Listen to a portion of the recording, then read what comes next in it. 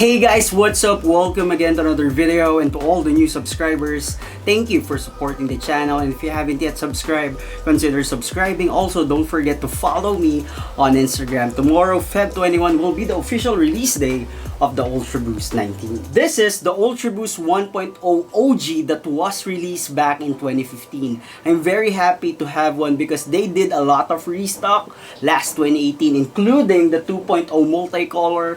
And yes, I got also this 3.0 last 2017. This 4.0 is the newest model last 2018. And I'm very happy that they did a big jump of design when it comes to the Ultraboost 19.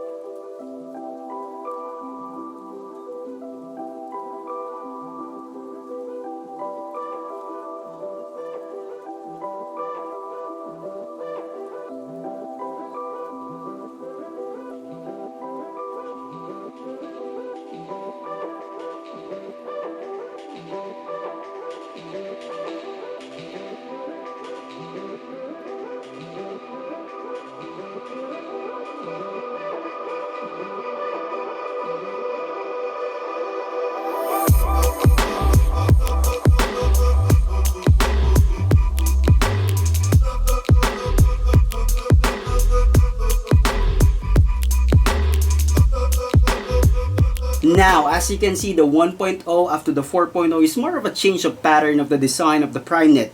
And there's no significant performance level up. One of the main reasons why they came up with this specific design is because they learn a lot from the AMs. Now, AM4 stands for Adidas Made For. Now, this is the first AM4, which is the Adidas Made For London. This is the box AM4 London. Yes, this is the first AM4 model, and they have a similar outsole, torsion system. You have this sock-like construction, very similar, and I think this is the blueprint of the Ultraboost 19.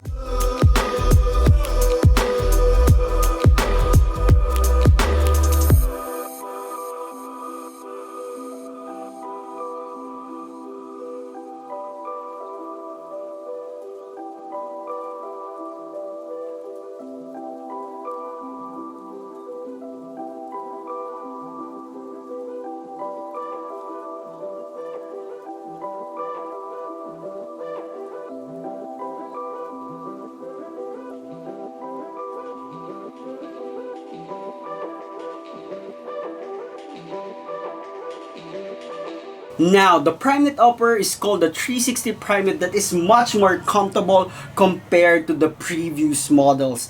And yes, it is more lighter. It gives you a much better fit compared to the previous models. My suggestion is go half size up. All of these models, I went true to size 8.5.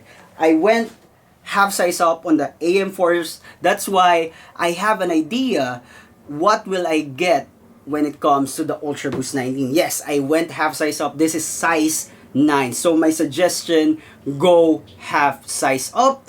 And yes, the more significant change is on the midsole. It has more boost, 20% added boost for support and great cushion response. But it is not as soft compared to the previous models. Yes, for me, in my experience, I did 2 reviews about the Ultraboost 19 in my experience, because it is not that soft for walking. I would say for lifestyle, just go for the previous models. But if you want to use this for running, if you want an Ultraboost for running, go for the Ultraboost 19 because the response is much better. The support and cushion is much better compared to this previous models and compared to the AM4s. Now, this is around 9,300 pesos, $180. For me, it is totally worth it. The redesign, the overall performance is really good, even though it is not as soft and comfortable for walking compared to the previous models. Thank you guys for watching the video. I hope you like it. Don't forget to hit that like button and see you in another video.